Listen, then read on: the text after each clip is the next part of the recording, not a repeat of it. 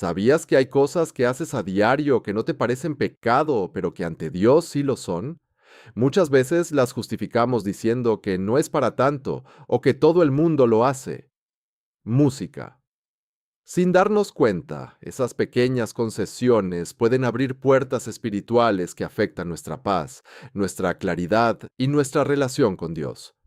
Hoy quiero hablarte de comportamientos cotidianos que muchos creyentes han normalizado y que, sin darse cuenta, están debilitando su vida espiritual. No para señalarte ni hacerte sentir culpable, sino para despertarte.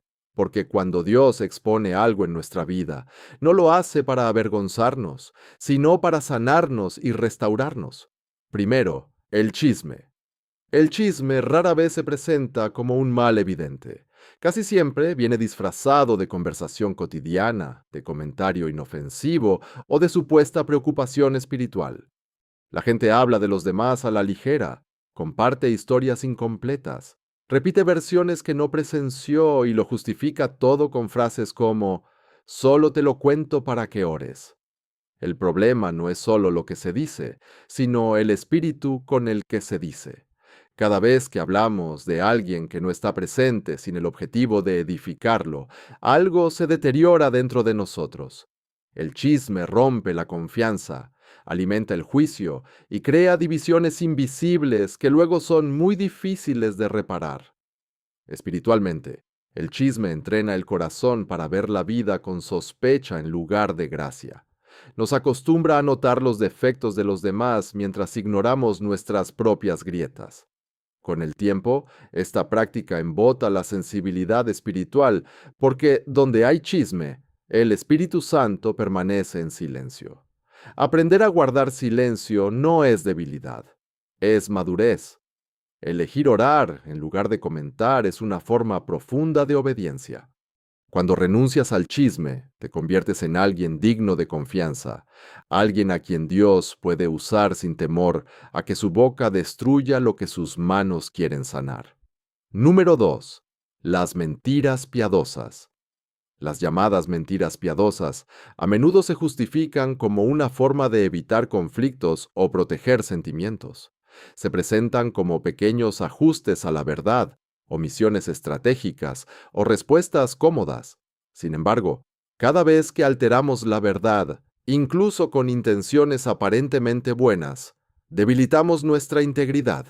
La verdad no es solo un valor moral, es un principio espiritual. Vivir en la verdad sostiene la coherencia interna del alma. Vivir en mentiras, por pequeñas que sean, crea fragmentación. Cuando una persona se acostumbra a mentir en cosas pequeñas, su conciencia se vuelve flexible y su discernimiento se distorsiona. La honestidad deja de ser un estándar y se convierte en una opción.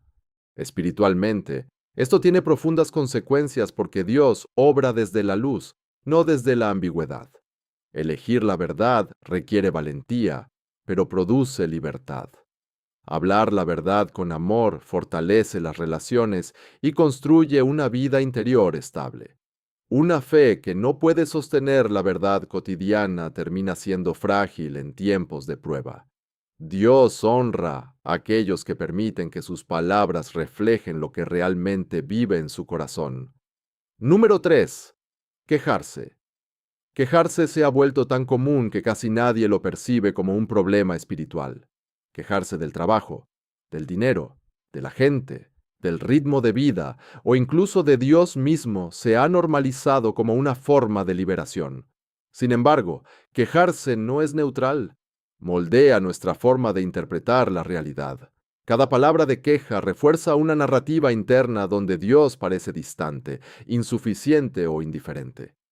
Poco a poco, el corazón deja de esperar y comienza a resignarse, y esa resignación mata la fe. Cuando quejarse se convierte en un hábito, el alma pierde su capacidad de reconocer lo bueno. Se desarrolla una forma de ver que se entrena para detectar lo que falta, no lo que ya está presente. Espiritualmente, quejarse desgasta la confianza y debilita la gratitud, dos pilares esenciales de una relación sana con Dios. Reemplazar la queja no significa negar el dolor, sino elegir no definir la realidad solo a partir de él. La gratitud es un acto espiritual de resistencia. Cada vez que das gracias conscientemente, recuperas la perspectiva y permites que Dios vuelva al centro, no como proveedor de consuelo, sino como el Señor de tu historia. Número 4. La envidia. La envidia no siempre se muestra como odio abierto. Muchas veces aparece como una comparación silenciosa. Observamos la vida de otras personas, sus logros, sus procesos y sus bendiciones, música, y medimos nuestra propia vida con esa referencia. Esta comparación constante erosiona la gratitud y distorsiona la identidad. La envidia no solo desea lo que pertenece a otros, sino que también cuestiona el cuidado de Dios sobre nuestra propia vida. En esencia, es una lucha por confiar en el tiempo y el plan de Dios. Espiritualmente, la envidia roba el enfoque y debilita la vocación personal. Hace que una persona viva mirando hacia afuera en lugar de profundizar en su interior. Cada vez que se alimenta la envidia, se sacrifica la paz. Liberarse de ella requiere un acto consciente de bendecir lo que otros reciben y agradecer a Dios por lo que está formando en nosotros, incluso cuando aún no es visible. Tu proceso no es tardío ni defectuoso, es diferente. Cuando dejas de compararte, recuperas la claridad, y cuando aceptas tu camino, Dios puede desarrollarlo con libertad y propósito. Si este mensaje te toca algo, escribe: elijo caminar en santidad. Número 5. Guarda silencio cuando debes hablar. No todo pecado se comete por acción. Muchos se cometen por omisión. Guardar silencio cuando la verdad debe ser dicha. Permanecer callado por temor a incomodar a los demás o evitar una conversación necesaria para proteger nuestra imagen es una forma sutil de desobediencia. A veces sabemos que algo no está bien, pero elegimos no involucrarnos. Otras veces, Dios nos impulsa a hablar, a corregir, a advertir o a defender lo que es correcto. Pero el miedo al rechazo pesa más que la obediencia. La Escritura es clara: quien sabe hacer el bien y no lo hace, peca. Espiritualmente, el silencio injustificado debilita el carácter. Cada vez que ignoramos una convicción, nuestra sensibilidad espiritual disminuye. No hablar cuando Dios nos llama a hacerlo no nos mantiene neutrales, nos convierte en cómplices pasivos.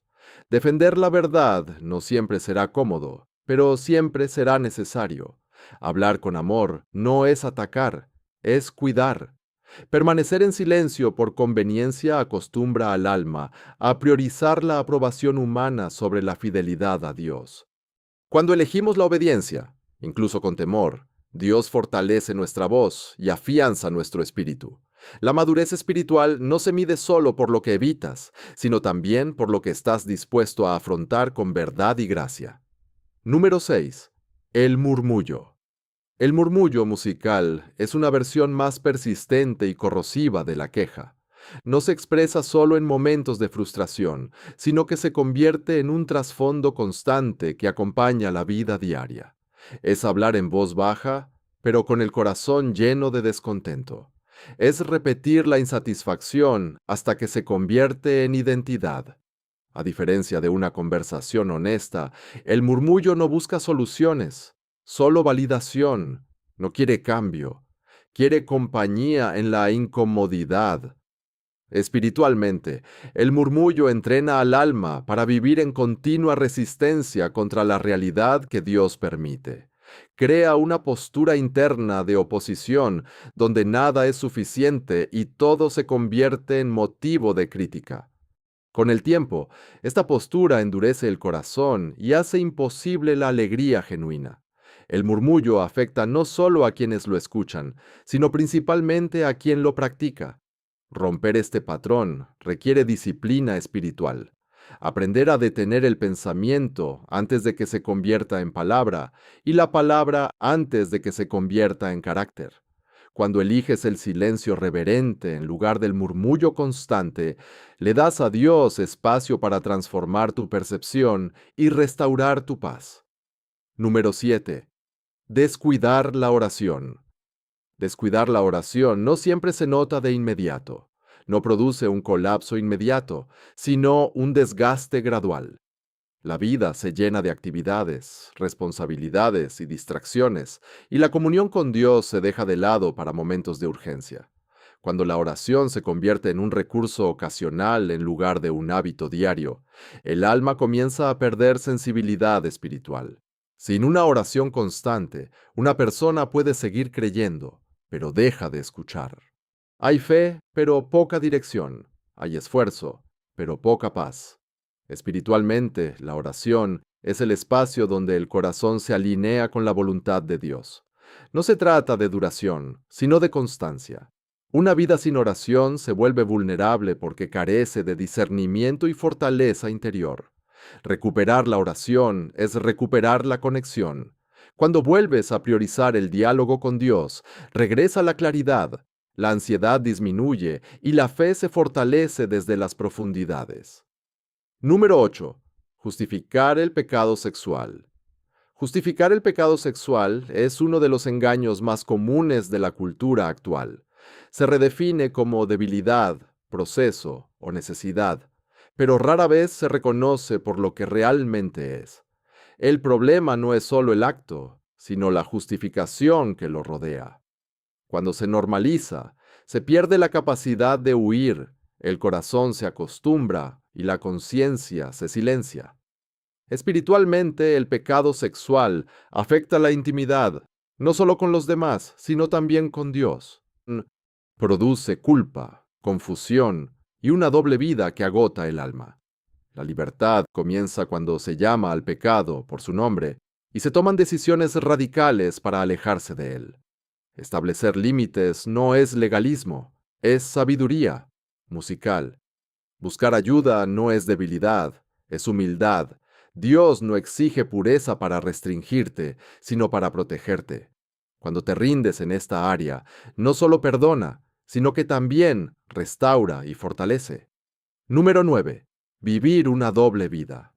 Una doble vida no siempre se manifiesta en pecados escandalosos o fracasos públicos. Muchas veces se esconde en la silenciosa inconsistencia entre lo que se muestra y lo que realmente se vive. Se trata de mostrar una espiritualidad visible mientras se negocian convicciones en privado. Se toleran actitudes poco saludables o se alimentan pensamientos que jamás se confesarían en voz alta. En público se utiliza un lenguaje cristiano. Se mantiene un comportamiento adecuado y se cuida cuidadosamente la imagen. En privado, hay concesiones, hábitos ocultos y una conciencia cada vez más adormecida. Las escrituras no lo llaman una lucha interna, sino hipocresía. Y la hipocresía no solo engaña a los demás, sino que primero engaña al propio corazón. Espiritualmente, vivir una doble vida fragmenta el alma. Crea una tensión constante entre quién eres y quién pretendes ser. Con el tiempo, esa división produce agotamiento espiritual, culpa persistente y pérdida de autoridad interior. Dios no puede bendecir una versión editada de nosotros. Él obra desde la verdad, no desde la apariencia. La sanación comienza cuando dejamos de proteger la imagen y permitimos que Dios se ocupe de la raíz. La integridad no es perfección, sino coherencia. Y cuando quien eres en privado comienza a alinearse con lo que proclamas en público, la libertad espiritual deja de ser un concepto y se convierte en una experiencia real. Número 10. Aferrarse a la ofensa. La ofensa no resuelta se convierte rápidamente en una carga espiritual. Al principio puede parecer una reacción razonable, pero cuando persiste, se transforma en amargura. Aferrarse a la ofensa significa revivir constantemente el dolor, reinterpretar las conversaciones y construir defensas internas que aíslan el corazón. Aunque pueda sentirse como autoprotección, en realidad es una prisión emocional. Espiritualmente, la ofensa bloquea la sanación porque mantiene el alma anclada al pasado. El perdón no minimiza el dolor, pero libera a quien perdona del peso de cargarlo.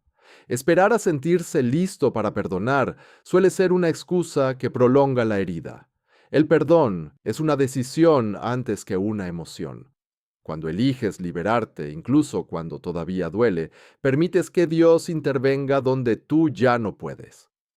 La libertad espiritual comienza cuando dejas de exigir justicia emocional y confías en que Dios puede restaurar incluso lo que otros han dañado. Número 11. Indiferencia espiritual. La indiferencia espiritual es uno de los estados más peligrosos porque no activa una alarma inmediata. No hay una caída evidente ni un pecado escandaloso. Simplemente hay apatía. La asistencia a la iglesia continúa. La fe permanece. Se sigue hablando de Dios, pero el fervor se ha apagado. No hay búsqueda, ni anhelo, ni celo. Todo se ha vuelto rutinario. La oración es mecánica. La palabra ya no interpela y la presencia de Dios ya no se desea. La Escritura no llama a esto equilibrio ni madurez, lo llama tibieza. Espiritualmente, la indiferencia es un signo de desconexión. No es un rechazo abierto de Dios, pero tampoco es rendición. Es un estado cómodo donde el alma se conforma con lo mínimo. El problema es que la tibieza adormece la conciencia y normaliza la distancia. Dios no busca la perfección emocional, busca un corazón vivo. Reavivar el fuego requiere decisión, no emoción. Buscar a Dios de nuevo, incluso cuando no sientes nada, es un profundo acto de fe. La pasión espiritual no siempre comienza con la emoción. Muchas veces comienza con la obediencia.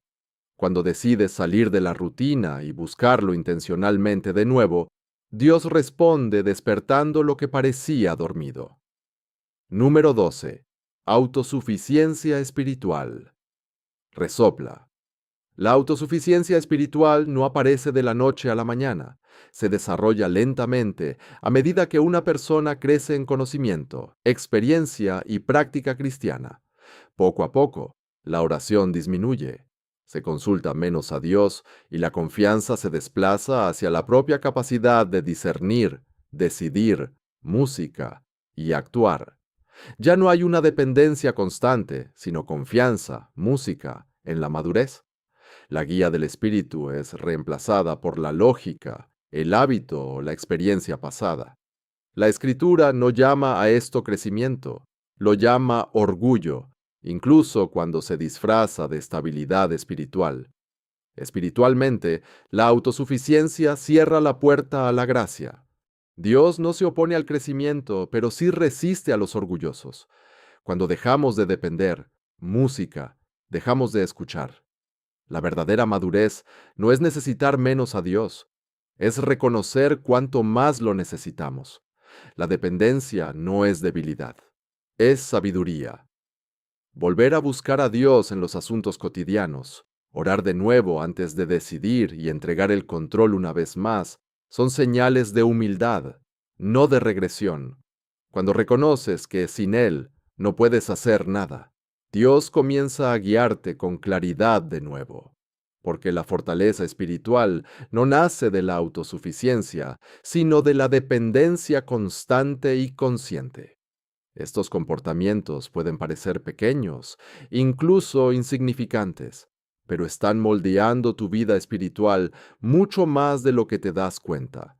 Nada de esto sucede de repente. Sucede a través de lo que toleras, lo que justificas y lo que decides ignorar. Cuando eliges obedecer a Dios en lo cotidiano, Él comienza a respaldarte en lo extraordinario. La santidad no comienza con grandes decisiones visibles, sino con la conciencia. Y la verdadera transformación no nace de la culpa, sino de la entrega sincera del corazón. Si este mensaje te interpeló, no fue para señalarte, sino para despertarte. Suscríbete a Faith Unmasked y no te lo guardes. Compártelo con alguien que necesite claridad y verdad en este momento.